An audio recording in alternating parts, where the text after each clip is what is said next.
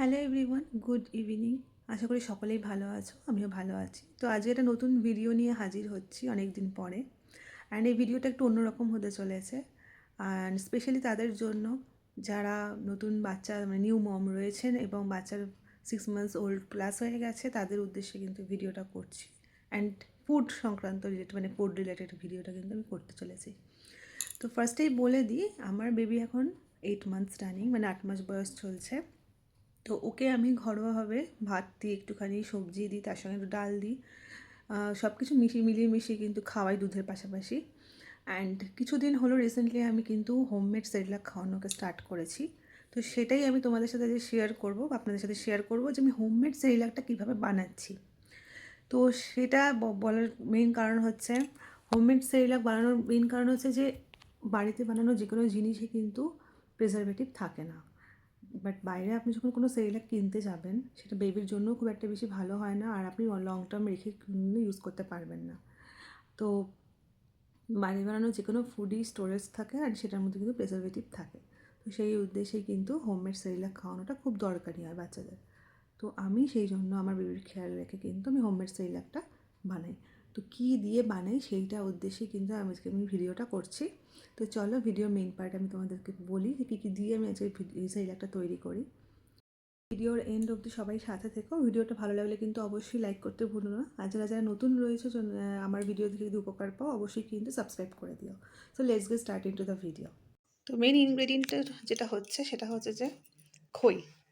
এই যে খইটা দেখছেন, এটা কিন্তু পুরোপুরি মানে একদম ভালো করে ফ্রেশ করা, কোনো রকম কোনো গম বা ধান থাকা নয়। ধান যদি থেকেও থাকে, প্রত্যেকটা কিন্তু খই ভালো করে বেছে বেছে সেই ধানগুলোকে ফেলে দিয়েছি এবং পুরোপুরি পরিষ্কার পরিচ্ছন্নভাবে কিন্তু খইটাকে রেখেছি।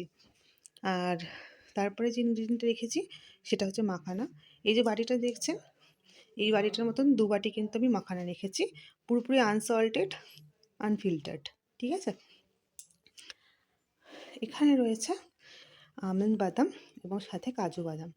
আমন্ড বাদামটা পুরোপুরি রাত্রিবেলা সোক করে রেখেছিলাম এবং ছালটা ছেড়ে রেখে দিয়েছিলাম।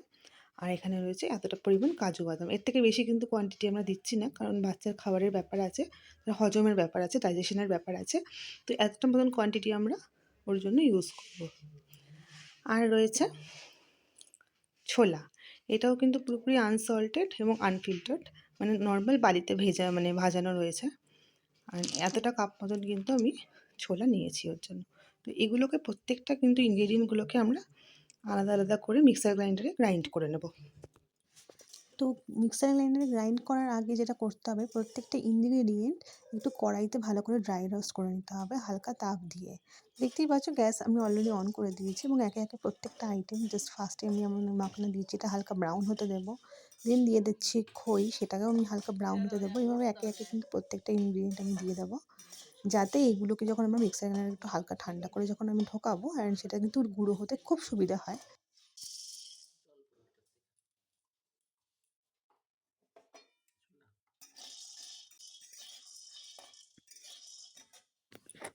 আলমন্ডসগুলো যাতে ভালো করে ডাস্ট করতে পারি, তার জন্য একটু হালকা আছে একটু হালকা হিট দিয়ে দিলাম।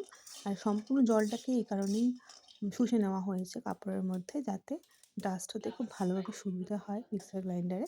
আর একটুখানি হালকা ব্রাউন করে ভেজে নিচ্ছি, আর বাকি ইনগ্রেডিয়েন্টসগুলো ঠান্ডাতে দিচ্ছি। তো দেখো এই কালারগুলো যেটা আসছে, পুরো হালকা একটা ব্রাউনিশ মতন কালার আসবে, তখনই কিন্তু তুলে ফেলতে হবে কড়াই থেকে, নাহলে এটা পুড়ে যাওয়ার চান্স আছে। তো এগুলো এবার হালকা ঠান্ডা হতে দিলাম। এবার প্রত্যেকটা ইনগ্রিডিয়েন্ট কিন্তু আলাদা আলাদা করে আমি মিক্সার গ্রাইন্ডারে মিক্স করে নেব এবং সেগুলো আলাদা আলাদা করে মিক্সার গ্রাইন্ডারে মিক্স করে সেই পুরো যে ডাস্টটা বেরোবে, প্রত্যেকটা ডাস্টকে কিন্তু আমি একসাথে করে ফেলবো।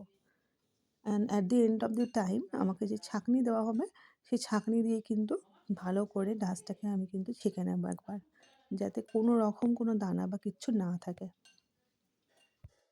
তো দেখুন এরকম একটা বড় সাইজের কিন্তু আমি ছাঁকনি নিয়ে নিয়েছি, যাতে পুরোটা ডাস্ট কিন্তু একসাথে দিয়ে আমি একটুখানি ভালো করে ছেঁকে নিতে পারি। আর উপরে দেখতে পাচ্ছেন এরকম যে গুঁড়ো গুঁড়ো অংশগুলো রয়েছে, আপনারা চাইলে কিন্তু এগেইন মিক্সার গ্রাইন্ডারে বা মিক্সারে দিয়ে কিন্তু ঘুরিয়ে আবার পুরো একদম মোলায়েম ডাস্টটা করে নিতে পারেন। তো এতটা পরিমাণ কোয়ান্টিটি আমি আমার বাচ্চাকে খাওয়াবো, শেষ হয়ে গেলে আবার করব। তো এটাই ছিল আমাদের আজকের ভিডিও।